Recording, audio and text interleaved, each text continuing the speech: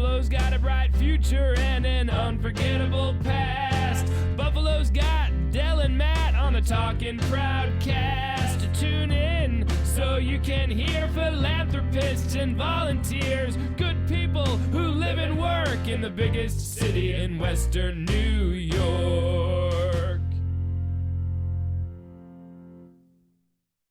Hello, and thank you for joining us for another edition of the Talking Proudcast Videocast.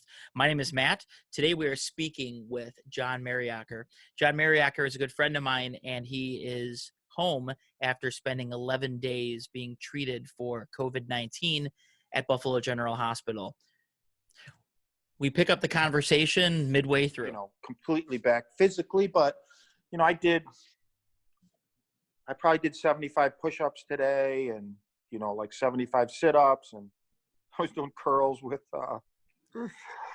cases of Smirnoff wine coolers. And then I walked, so it was pretty good. I mean, there's no way I could have done that 5-6 days ago, but so I did that today. I did a little yesterday, did more today. And emotionally, it's, they went to the hospital that I was going to get PTSD, and I did. I was a little concerned that I might get it worse, but it hasn't been terrible. Like the first 3 nights, I was afraid to go to sleep, because I think I'm going to wake up in the middle of the night not being able to breathe like I did a couple of weeks ago, So, but that is slowly passing and passed too. Was there a point in time where you thought, that you weren't going to make it, or you started thinking about making arrangements and all that? I lose track exactly. It was either Friday the 4th or Saturday the 5th or whatever those days are, but it was that Friday or Saturday. Two of the docs came in my room and said, "How you feeling?" And I said, and I actually felt a little better. The fever had gone away and the body aches had calmed down. And I said, well, and I told them, I was listening to the music on my phone. I go, I feel better. And they're like, well, you're not doing better. Your oxygen levels aren't good. Your lungs don't look good. You're breathing okay because we got you on like 9 liters of oxygen. And half the people that get to this point, unless we do something, don't make it. So I was fearful for my life. I basically wrote a note to my 3 kids. I didn't say goodbye to it, but it in the note, but it was, it was really a goodbye note. So I was definitely fearing for my life, no question. So what were your symptoms at first? How did you feel? Like, how did you know that this is something that's becoming serious, and did you take it seriously at first? Yeah. All right. So there's an interesting answer to that. Going back as far as 6 weeks ago, I got some tightness in my chest, like up here. Very slight, but noticeable. And I had that for 4 to 5 weeks. Nothing but that. Now, was that the virus? Was that the coronavirus? Or was it something else? I have no idea. But I had that for 4 or 5 weeks. Then on March 24th, I woke up March 24th just tired, just really tired. I was actually supposed to go for a long hike that day and work out and go for a long hike, which I had done the 2 previous days. But I was really tired. I ended up going back to bed, woke up with a fever. And then basically for the next 5 days, I had a fever, I was tired, and body aches. And I was just taking Tylenol every 4 hours. Then on the 29th, which was a Sunday, I believe, my breathing started a very little. I started getting some phlegm. My breathing got a little labored, not much. So I actually went in, texted my doctor, and he said, go into the hospital, have him check you out. I went in to Buffalo General. They checked me out. They said, you're pretty good. You're doing okay. And they sent me home. 2 days after that, on the 31st, which was my birthday, actually. Happy birthday. Thanks. It definitely got worse. I was at points struggling to catch my breath. Texted my doc again. He goes, all right, John, you got to go back to the hospital. And this time I'm having them check you in. So I went back to the hospital. That's actually when they tested me on the 31st. Immediately put me on oxygen and, did a bunch of stuff and gave me, put me in a regular room. So that was the 31st. So when are you in a room by yourself? Because we're hearing the stories of people in hallways and all crowded hospitals. No, well, it wasn't that way at Buffalo General. I mean, I know they had, I don't know the number of how many COVID-19 patients they had, but they weren't overwhelmed. And I asked them that, I was talking to the nurses and they're like, we've got, I forgot the verbiage they used, but they said, yeah, we definitely have patients here, but we're not overwhelmed. So they weren't at that time anyway. So, all right. So you get checked in. Do you know right away that they were gonna keep you, or did you just assume they were gonna? No, yeah, I had an idea. At that point, I knew I was positive. I mean, I don't know if you read my Facebook post, but I've never been really sick in my entire life. I'm a fitness nut, so I know my body really well, and I knew I had the virus at that point. So 2 days later when they said, yeah, you tested positive, I wasn't the least bit surprised. So yeah, they kept me in my own room till they put me into ICU, I believe, which was Friday. So what transpired that you ended up there in the ICU? Well, it was my oxygen levels and the fluid in my lungs. They wanted me to go onto my stomach to get, I guess, because there's a couple of reasons. When you go on your stomach, your heart no longer is resting on your lungs, so your lungs can work better, and clear up the phlegm out of the fluid out of my lungs. I tried, I couldn't do it. As soon as I rolled over to my stomach, I was just coughing, gasping for air. It was brutal. There's just no way I could do it. So that's when they came in the morning and said, we want to put you on a ventilator so that your lungs can work fully, that you don't have to do it, and we can flip you over on your stomach, and and we also want to put you on an experimental drug. So the first part of that is for anybody who's never been on a ventilator, what is that like? Well, I know it sucks, but actually, it's supposed to be. You're supposed to not feel or know anything. And I'm not. This isn't an indictment on the people at Buffalo General, because they saved my life. I love them. I'm eternally grateful for them. But you're supposed. What they told me is you're not going to feel a thing. Well, when they took me down to ICU, they gave me that experimental drug, which I had to sign off on, and and then started the drip, the anesthesia drip. Well, I kind of dozed off, but unfortunately, even though I couldn't talk, see, or move, I was conscious when they started doing all that stuff, and it was not fun. Oh boy. So it's basically, tube down your throat. Right. Then they put in a catheter. I think it's 2 tubes down your throat, if I'm not mistaken. One to maybe make you breathe, and the other one to suck out the fluid. But I'm not positive on that. But yeah, I felt them doing it, and oh my God, it was awful. And I was just praying to be, to pass out, which thankfully eventually I did.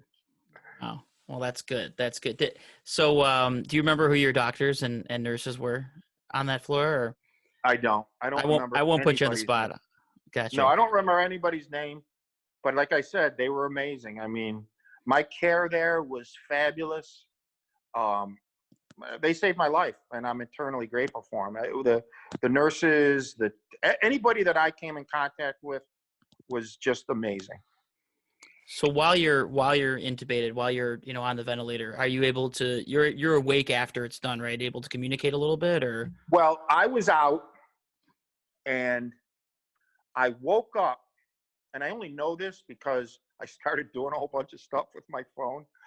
I woke up Sunday morning at like 4:30 a.m. I started taking video. I started texting family and friends. I evidently made a post on Facebook, and I have no memory of any of it. But so I was awake early Sunday morning. The only memory I have really of that is the docs coming in, or one of the docs, and just saying how well I was doing, and that they were super happy, and that they were actually shocked that I was not under, that I was not. That's comatose or unconscious. Or Yeah, asleep. yeah. And they're like, do you feel okay? And of course I couldn't talk, so I had to write everything down. I said, yeah, I feel great. And they're like, do you want to be sedated? I said, no, why? I feel great. So they were kind of shocked, because I guess the natural reaction for a lot of people is just to grab that stuff and pull it out. And I had no problem with it. I go, no, I'm fine. And he's like, all right, well, we're going to leave you on it for a little while longer. You're doing great. If you want to be sedated at some point, let us know. And I'm like, oh, I'm good. So that was at some point Sunday. They took me off the ventilator. I don't know if I was on it a full 48 hours or whatever, but it was Friday to Sunday. I'm thinking maybe a little less, but I don't know for sure. So at some point at Sunday, they took me off the vent and then brought me up to a regular room. I also had written with a magic marker, I wrote Neil Young on my left arm too. I have no idea why. I mean, I'm a huge Neil Young fan, but I have no idea why I did that. I don't know. Maybe somebody asked you if you want to listen to, if you had any requests. I don't know. That's interesting. I mean, one day it's gonna come to you in a dream, and you're gonna be like, "Oh my gosh, that's what it was." I hope I forget all this, and it's a lot of it is fading, so I really don't want to remember any of it except being home. Oh, that's good. I'm glad we're documenting it while we still have the chance. Yeah. So you mentioned this experimental drug. Is this something that other people are doing now? I know you mentioned in your Facebook post that you were like the first or one of the first. They had told me, I believe, that I was the first one in Western New York to get it.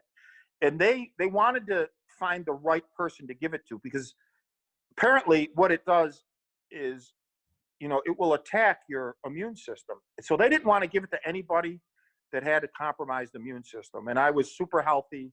They're all joking about me in there that we don't get patients like you, not in their 50s. We don't get anybody in their 30s that, that are in your kind of fantastic health. So he said, but you got to sign off on it. And I'm like, Doc, call my sister, because I had my older sister as my healthcare proxy. So they talked it over with her. She said, called me up and said, John, I think you should do it. So I did that literally a half hour before they put me on a ventilator. So Matt, I mean, did it help me? I don't know. It could have been great. I don't know. Interesting. But I know I was one of the first people that they put it on. I'm curious. I'm curious to know more. I saw the name of it in your Facebook post, and I'll. Yeah, and I don't know. I know if it was funny because when I got home last Friday, I was reading an article that WBEN put out there, and they were talking about that drug and talking about how they've only given it to one person so far. That obviously that person was me, but it didn't. It said so far we don't have the results in the article, and so but I don't know anything else about it. Just because you're so tough, they can't tell if it was a drug or just you. I bet. Yeah. So I mean, so you start recovering, you start getting better. After you started feeling better, and they took you off the ventilator, how much longer was it after that point? Well, actually, so that was Sunday, and it was probably the drugs, because I felt really good. And then Monday morning, even though I could breathe better and I was definitely healthier and out of the woods, I felt like crap. I got nauseous and body aches. I didn't have a fever, but I had nausea and body aches, and it was terrible. And I felt that way Monday. I felt that way Tuesday. I felt that way Wednesday. And in fact, they came in and talked to me about, being discharged. And I was like, I'd love to get out of here, but I feel terrible. Thankfully, Wednesday night evening, those two things cleared up. The nausea went away, the body aches went away. I felt good Wednesday night. I felt great all day Thursday. Same with Friday. They took me off oxygen Friday morning, and then released me Friday at like 5:30. Sent me home with a bottle of oxygen, but I never used it. So you're at almost within the next hour or so, exactly a week that you've been home. Yes. Yeah. And you mentioned it was a few days still before you were able to work out, and then you started doing, the 16-ounce curls. It was 6 days actually. I worked out for the first time yesterday. And Did a light workout. Did they prescribe anything to you when you left, or other than No, giving they you a just bottle? told me to follow the protocol for isolation. I know I have a discharge packet here. Honestly, I didn't read it, but I knew the important stuff. I didn't want to get anybody else, obviously, infect anybody. So I isolated myself. I've been isolated since then. I haven't left my apartment. I'm in here by myself. People drop me off stuff at the front door. And then, I was in contact with my personal doctor and, talked about, eating, drinking a lot of fluids, taking my supplements. And then yesterday's like, you need to start exercising, because he wanted me to do stuff. So I'm in a huge apartment actually. So I walk around the apartment, aside from, starting the workouts yesterday. It looks cool in there. I like the big. I see some exposed black pipe and stuff hanging in the ceiling there. Beautiful. I actually, those water lines. I actually wanted to do pull-ups on those today, but I had nothing I could get up high enough to reach them. And then you pull one of those down, and then it's gonna be hell of a time trying to find a plumber right now. No, yeah, they're those things aren't coming down. They're screwed right into the joists, the ceiling joists. Nice. So I know you travel a little bit for work, and do you have any idea? Do you think? I know you were in New York and some other places. Well, Any so I thoughts? mentioned the chest tightness, right? So if that wasn't it, then yeah, I was in New York January 17th for my son's track meet in Manhattan at a crowded, close, tight-knit venue. I was back in Staten Island when my son ran in the New York State Championships finals. That was on Staten Island, but again, that was a lot of people in an enclosed building. That was March like 3rd or 4th. Then I went to Florida for a week from like the 10th to the 17th, and I was in contact with a few people when I got back, but I really can't say for sure, Matt. Yeah. I saw you. I remember I was in my office and I saw a picture of you on a beach, and I was like, ugh. Yeah, it was in Clearwater. Yep, I was supposed to be in Clearwater right now as we speak. I was supposed to be staying at the Shepherd's Bay, I think it's called, resort. Yeah, really nice area. Yeah, but anyway, well, I mean, this is awesome. I'm just trying to sort of show people that, there's actually, number one, not that anybody thinks it's not real by any means, but giving them a chance to hear from somebody. And well, I'll tell you, Matt, I mean, obviously, not obviously, I took it seriously. Sure. I wasn't, but I gotta be, and it's not that I did anything stupid or, anything that I shouldn't have, but I was like, that's, if I get that, that's going to be nothing. Yep. I'm like a health nut. I just thought it's not going to be any big deal for me. And obviously it was. And, the weird thing is I know people who are my age, who aren't in the best of shape, do other things, smoke or whatever, and got it and had cold symptoms for 3 or 4 days. Yeah. And then I'm in the hospital for 11 days. And I asked the docs about that too. And, and they're like, and I put it in that Facebook post. They said, well, John, there's a good chance that because of your your really powerful immune system, that it overreacted and caused the inflammation in the fluid in your lungs. Yeah, and that's what's interesting about this is it's going to be, I don't know how long because I'm no doctor or anything, but I know that they're still studying because there's young Yes. people getting it, there's older people getting it. At first it was And the bottom line is, which I didn't really put in that post, I probably should have, but at the end of the day, the docs at Buff General, my own doc, basically said there's so much about this that we don't know yet, and we're just trying to treat it the best way we can. And you're right. So, we're probably not going to know a lot for months and months and months. And we're sort of learning it's on the job training, right? I mean, people are for the figuring medical out, people, definitely. and the fact that somebody like you comes in kind of turns everything on its ear. I mean, Well, it's scared. I'll tell you, I mean, I had a lot of people, friends, whatever, associates that texted me and they're like, I wasn't taking this seriously until I found out you were in the hospital. Yeah. And I honestly was like, I saw the first post by you and I didn't know what it meant. I thought maybe you might have broken your ankle for all I know. You just said something like, thanks for everybody thinking about me or whatever. Yeah. I had no idea. I have no memory of making that post. And exactly. And I saw it and it was like, it can't be, because usually I would think it's somebody, if it was that sick, they would just say, I'm this sick.